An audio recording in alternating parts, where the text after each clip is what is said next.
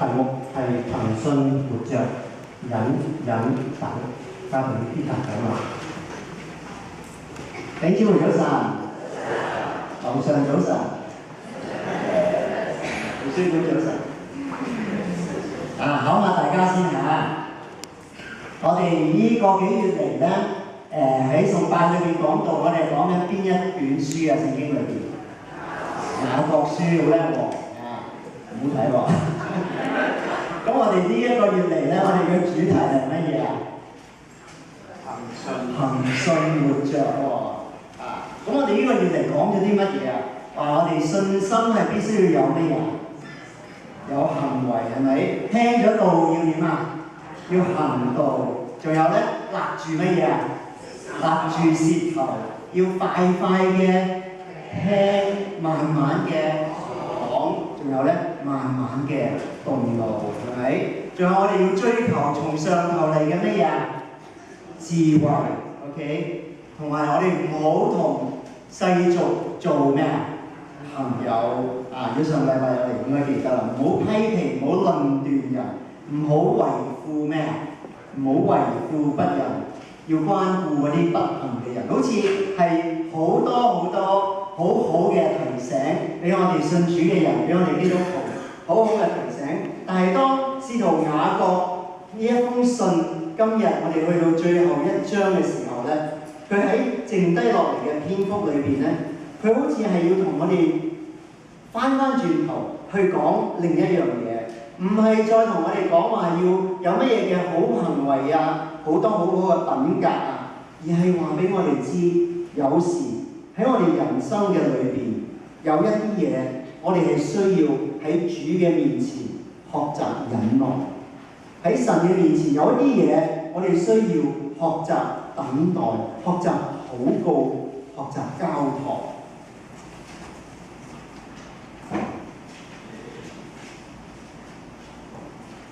唔該，下張。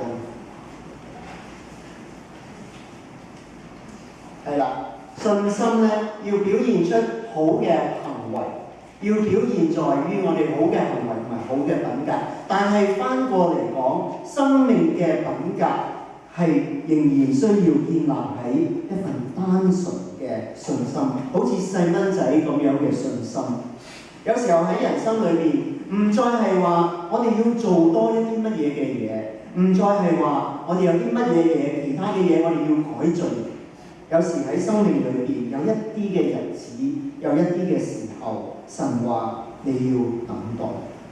神話你要等。如果我哋真係相信我哋嗰一位，我哋所敬拜侍奉嘅嗰一位係一位超然嘅神，係一位超自然嘅神，我哋就會將我哋嘅期待，將我哋嘅祈禱帶到嚟佢嘅面前，知道呢一位在天之父會為我哋預備一切，喺佢嘅時間最好嘅安排裏邊，會為我哋成就一切。今日嘅題目係忍等。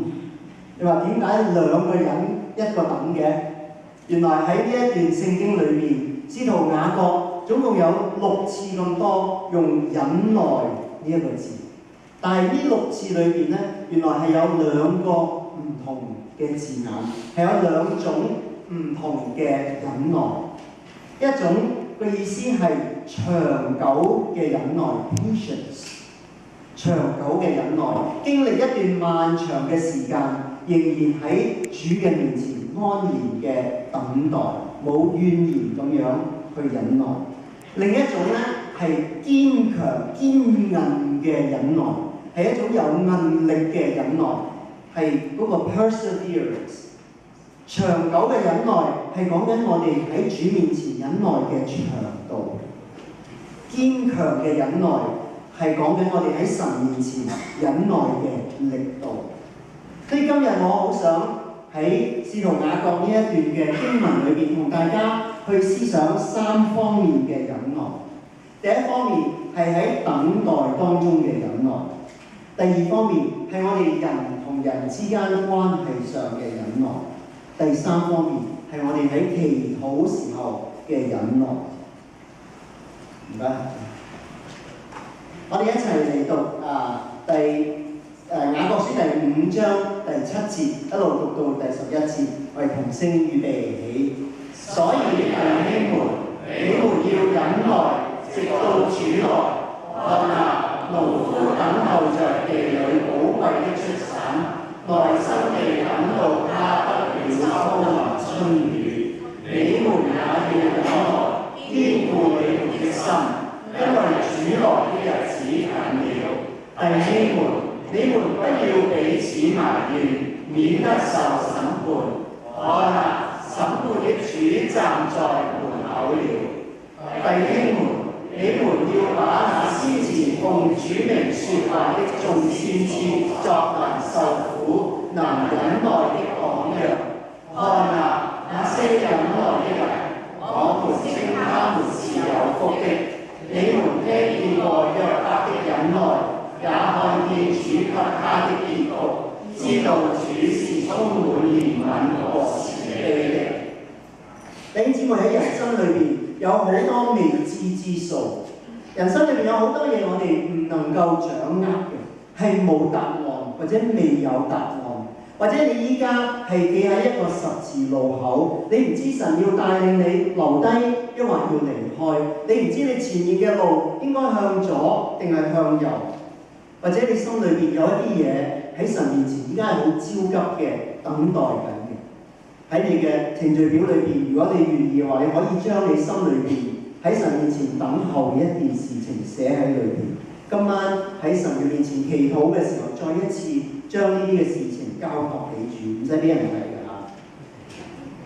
聖經話俾我哋知，聖經話俾我哋知，我哋點樣忍耐呢？第一，我哋要好似農夫咁樣嘅忍耐。我想問下你哋有冇人咧係種嘢㗎？有冇種嘢嘅舉手？種嘢嘅上面又話哇好都好多喎，不過比我想象中少啊。我咧好渣㗎，我冇乜種過嘢，我唯一記得種嘢咧就係讀書嘅時候種蠶豆啊，好慚愧啊，係嘛？哇！我仲記得嗰陣時咧，哇嗰粒蠶豆日日咧喺度咧去望下佢，日日咧應該到時到後咧就幫佢換水，應該拎出去曬太陽就曬太陽，好呵護備至，覺得佢臭臭地咧就咧又幫佢換啲棉花、換啲水啊、換啲泥啊咁樣。但係咧係需要好多嘅耐性嚇，日日都喺度睇出嚟未啊，出嚟未啊，種到出嚟未啊咁樣。我相信做農夫更加唔容易嚇，種粒蠶豆係幾個禮拜出嚟係咪？做農夫咧幾個月出嚟，係弟兄姊妹，我諗我哋譬如做家長更加唔容易。農夫種穀物，學生種蠶豆，家長種嘅係人。人係要10幾年先至做到出嚟或者你係喺主裏邊係帶緊一啲主嘅門徒，幫助一啲初信嘅弟兄姊妹成長。當你一路喺度等待呢個弟兄姊妹或者呢個細佬哥喺主裏邊成長啦、成熟啲啦，你做人真係生性啲啦，一路喺度等嘅時候，嗰種嘅忍耐、嗰種嘅焦急係幾咁需要耐性。聖經話俾我哋知，農夫點解可以放咁樣嘅精力、時間、心思、血汗落去佢塊田嗰度？因為佢知道將來出嚟嘅係寶貴嘅咩啊？寶貴嘅出產係寶貴嘅。我哋眾人亦都係一樣，無論係你嘅細佬哥或者係種一啲主裏邊嘅細佬哥弟兄姊妹，都係需要時間，但係我哋知道將來出嚟嘅係寶貴嘅出產，喺神嘅眼中係寶貴嘅。農夫唔係淨係坐喺度等嗰啲嘢生出嚟，農夫日日係好忙嘅，做乜嘢啊？去鬆土啦，去淋水啦，去撒種啦，去有啲咩雜草又掹雜草啦，好多嘢做。同樣，當我哋喺神面前為一啲事情等待嘅時候，我哋亦都唔係淨係剛剛坐喺度空等，我哋都盡我哋嘅本分，做我哋當做嘅事。你等緊神為你預備一份工，咁你咪去揾工咯，係咪？你咪去寫 resume 咯，你咪去學習去面試咯。我哋有好多嘢，我哋可以自己去做去預備，亦都同時喺度等候神嘅。一個農夫知道每年春天同埋秋天會有雨季，特別喺中東嘅地方。依家仲係2月嘅時候，我知道大概4月零咧就會落雨㗎啦。嗰個等嘅時間係咪好辛苦啊？仲喺度等啊，仲有2個月。哎呀，依家3月啦，仲有1個月或者等到10月咧，我知道又會有秋雨，又會再落。我哋仍然喺度等。同樣喺我哋等待嘅當中，我哋知道神喺佢命定嘅時間裏邊一定會預備，一定會賜下呢個春雨秋雨。我哋唔知係邊一日，但我哋知道神嘅時間一到，佢就會預備。所以我哋能夠咁樣好似農夫咁樣去等。第二，我哋咧好似先知咁樣去忍耐。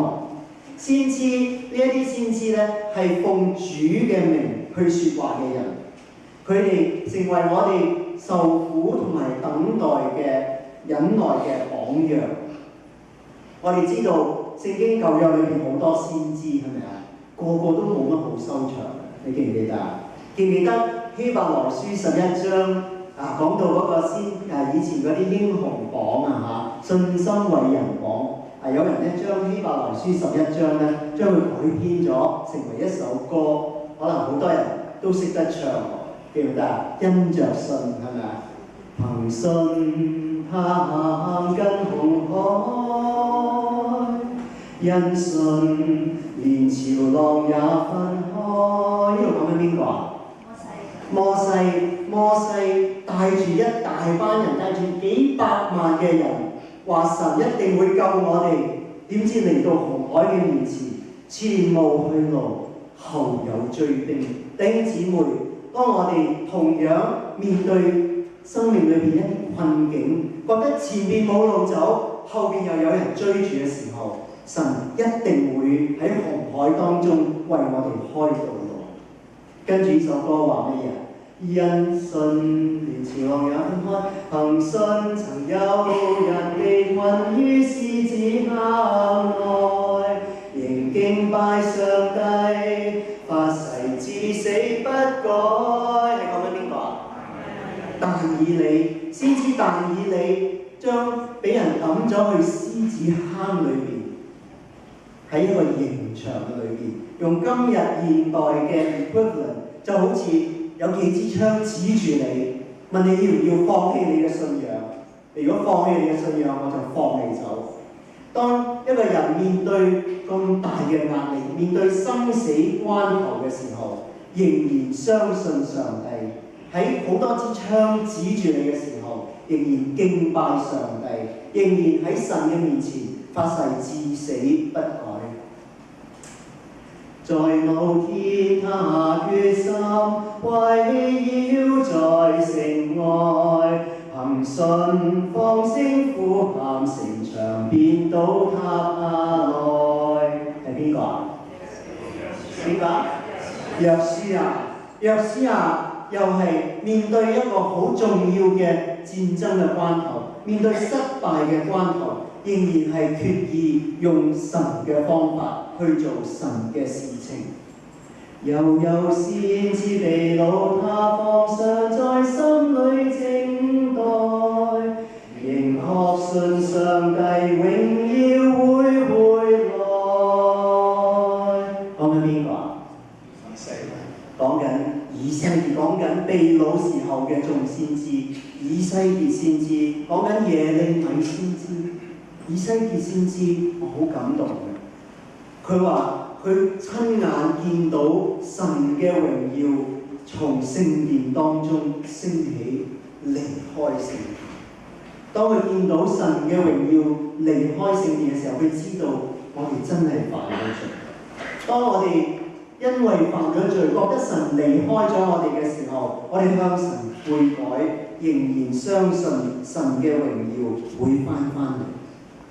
我哋從呢一啲嘅先知，甚至係從好似我哋每個禮拜朝早主日學，我哋所學嘅好多宣教士、好多傳道人，係咪？我哋唔係淨係星期日朝早翻嚟聽牧師、聽老師講一啲好好聽嘅故事，講一啲嘅事蹟。呢一啲人嘅信心實在係激勵我哋，幫助我哋從我哋呢一個小小嘅自我裏邊去脱出嚟，從呢個小小嘅世界裏邊脱出嚟，亦都知道有時我哋好似呢啲先知、呢啲神嘅僕人，明明係做緊主要我哋做嘅事情，但係卻係遇到好多嘅逆境，好多唔順利、唔順心順水嘅嘢。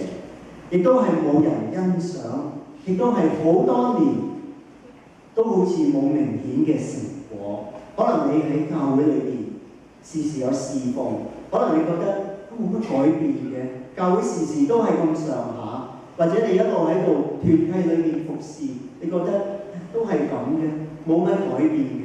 呢啲先知、呢啲傳道人、呢啲宣教士嘅見證，激勵我哋，叫我哋喺呢啲嘅當中仍然係有忍耐。然之後咧，雅各又同我哋講咧約伯呢一個榜樣。有時我喺度諗，點解聖經裏邊咁多嘅人物，咁多好有信心嘅人，點解個個都唔揀，淨係講約伯咧？你記唔記得約伯啊？記得係咪？約伯係好慘係咪？受好多苦啊，自己身體啊，仔女又死晒啊，牛羊又死晒啊，身體又重病啊，成身都係毒瘡啊，可能係 skin cancer 或者乜嘢嚇，係好慘好慘嘅。你記唔記得佢喺受苦嘅當中仍然有埋怨㗎？你記唔記得？佢喺第一章嗰陣時話：係啊，賞賜嘅係耶和華，收取嘅係耶和華，耶和華嘅名係應當稱頌嘅。呢個只係第一章。第一章點得順，一路第二章開始咧，佢頂唔順啦，就開始咒罵自己嘅生日，跟住一路跟住嗰幾十章咧，都係好多嘅問題，向神好多嘅問題。點解係我啊？神你喺邊度啊？神點解要我經歷咁多呢啲嘅嘢？點解偏偏要選中我？弟兄姊妹，我一路喺度思想，一路喺度諗。點解聖經咁多人揀，淨係揀約伯？我就發覺約伯同聖經裏邊舊約裏邊所有受苦嘅人有一樣嘢唔同，就係喺約伯記第一、第二章裏邊，神係將嗰個舞台後邊嗰個嘅幕拉開俾我哋睇，將我哋帶到舞台嘅幕後，將我哋帶到天庭裏邊。俾我哋見到神同埋撒旦嗰個嘅對話，喺嗰個對話嘅當中，神話你可以去用呢啲嘅病、呢啲各種嘅災禍去攻擊我嘅僕人約伯。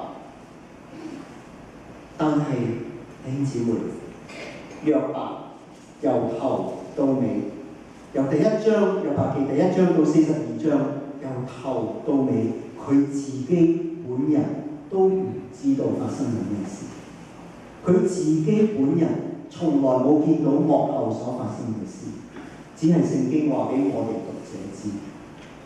弟兄姊妹，好多時候我哋經歷啲好難忍受嘅事情，我哋神冇將嗰個嘅幕拉開，冇將我哋帶到去天庭裏邊，俾我哋睇到。到底係發生咩事？神冇話俾我哋知到底背後係神定係魔鬼喺度做緊啲乜嘢？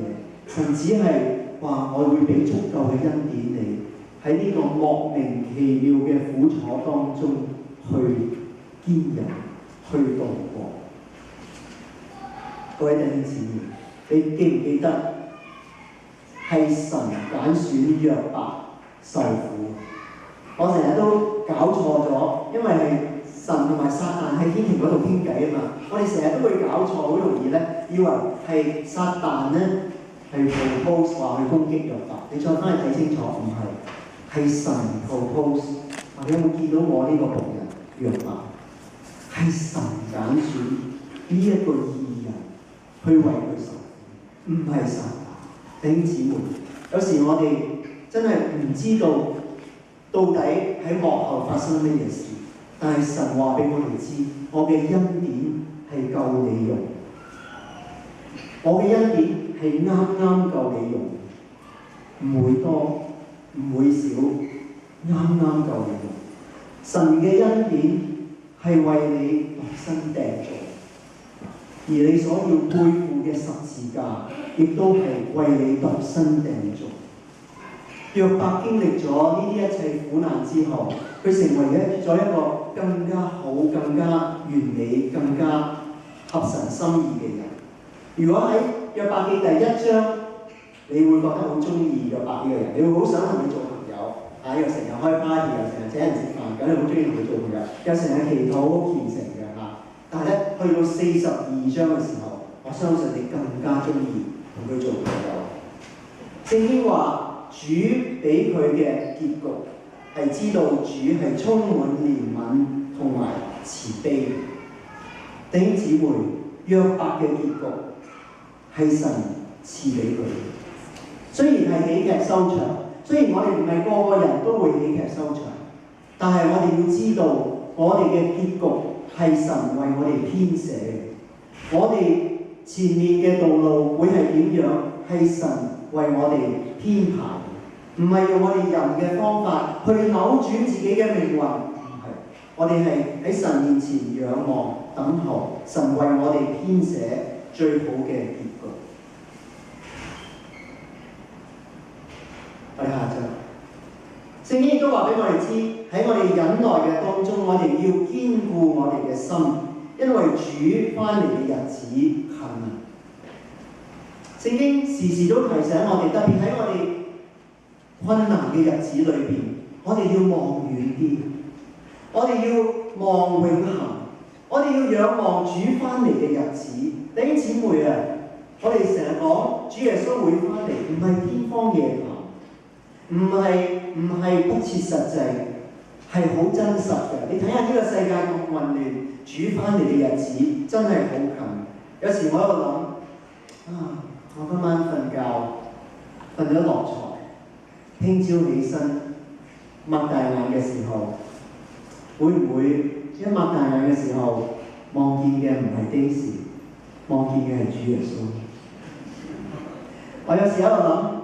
今日我哋晏晝教會完咗崇拜之後，搭車翻屋企嘅時候，會唔會忽然間見到天上裂開，主耶穌基督翻嚟？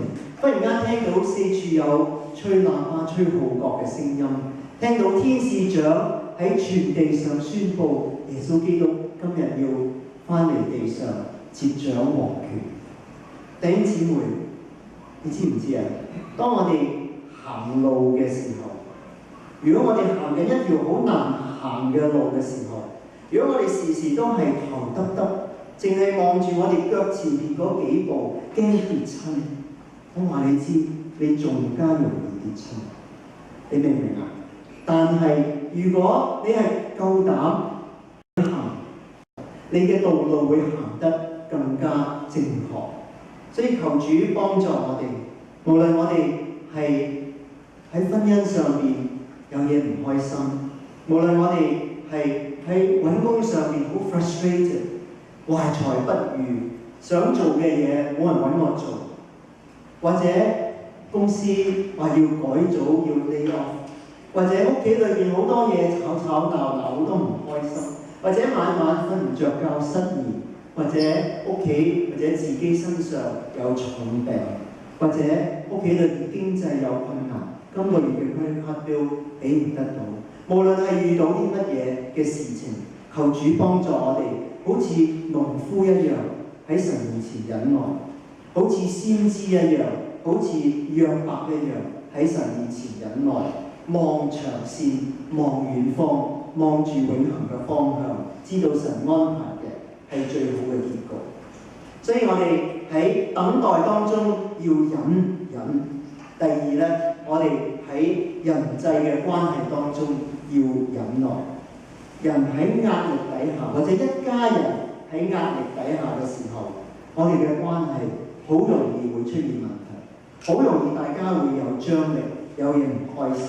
特別如果屋企裏邊有意外，或者係有病，或者係轉工，或者係啱啱生咗 baby， 會好多壓力。好多時候人際嘅關係係會遇到挑戰。我哋一齊讀第9節、第12節同埋19、20節，預備起。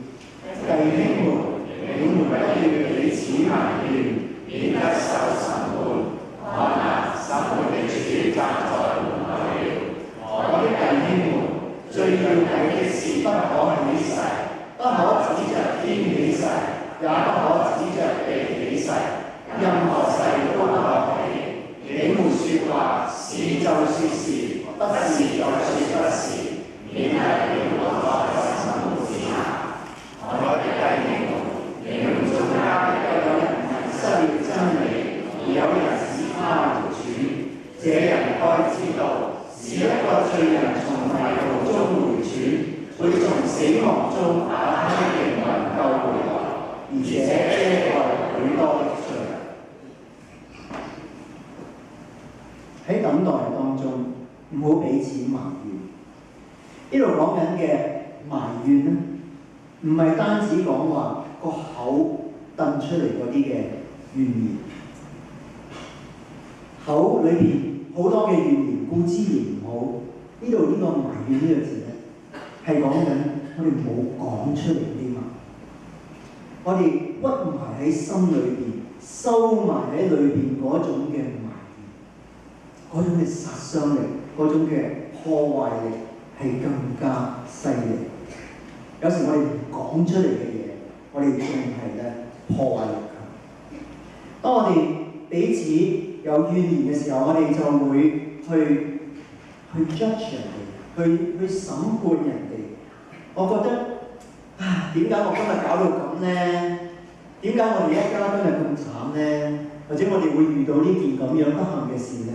一日都係你。有冇講過咁嘅説話？一日都係你，呢個就係怨言，呢個就係一個嘅審判人。弟兄姊妹，聖經話我哋審判嘅主已經係站喺門口，意思即係話呢個最高法院嘅法官已經嚟到門口要入嚟啦。我哋唔好喺度喺間屋企裏邊做個小法官去審人哋咯，明唔明啊？我哋呢個終審庭嘅法官已經要嚟到啦。我哋唔好再係做嗰個小法官去埋怨人、去審判人。我哋要聽憑主怒，我哋要放手，將審判嘅權咧交還翻俾主。第二咧，聖經話叫我哋唔好立亂發誓。